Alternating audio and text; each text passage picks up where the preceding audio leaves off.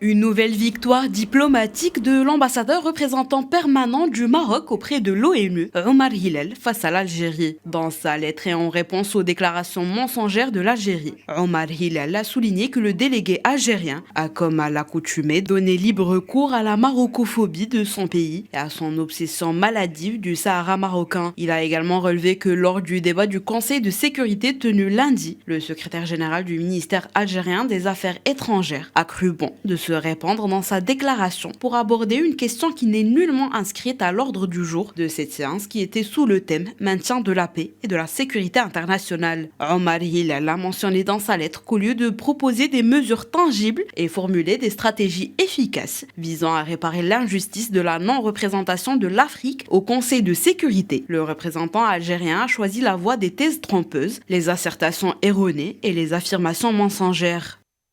L'Algérie, dont la candidature au Conseil de sécurité a été endossée par le sommet des chefs d'État africains pour défendre les intérêts légitimes du continent, avec en premier lieu la représentativité africaine au sein du Conseil de sécurité, a comme l'accoutumée privilégié son agenda national anti-marocain au détriment de la cause de l'Afrique.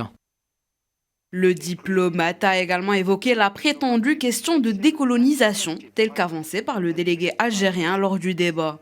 La question du Sahara marocain est une question d'intégrité territoriale et d'unité nationale du Royaume du Maroc et nullement une prétendue question de décolonisation. Ni l'histoire, ni le droit international, ni les rapports du secrétaire général de l'ONU, ni l'avis consultatif de la Cour internationale de justice et encore moins les résolutions du Conseil de sécurité ne désignent le Sahara marocain comme un soi-disant territoire colonisé. L'ambassadeur a rappelé que la décolonisation du Sahara marocain a été définitivement réglée grâce à la marche verte. Il a relevé que sa réintégration à la mère patrie est également scellée par l'ONU, et ce, conformément à sa résolution 3558B du 10 septembre 1975, qui a pris acte de l'accord de Madrid, signé le 14 novembre 1975. Cet accord est déposé depuis le 18 novembre 1975 auprès du secrétaire général de l'ONU. Omar Hillel a précisé que le Sahara marocain fait l'objet d'un processus politique visant à parvenir à une solution politique réaliste, pragmatique, durable et mutuellement acceptable sous les auspices du secrétaire général de l'ONU et de son envoyé personnel dans le cadre exclusif du chapitre 6 relatif au règlement pacifique des différends. Le diplomate est également revenu sur la question d'autodétermination évoquée par l'Algérie pour le cas du Sahara marocain, soulignant que le pays voisin recourt à une interprétation insidieuse et sélective de ce principe, dans une vaine tentative d'induire en erreur la communauté internationale. L'ambassadeur n'a pas manqué de réexpliquer que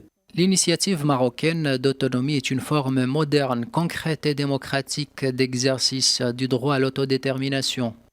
Omar Hillel a également rajouté que le Conseil de sécurité a réaffirmé dans ses 20 résolutions successives depuis sa présentation en 2007 sa prééminence, son sérieux et sa crédibilité. Cette initiative jouit d'un soutien international large et grandissant en tant que seule et unique solution pour le règlement définitif de cette question.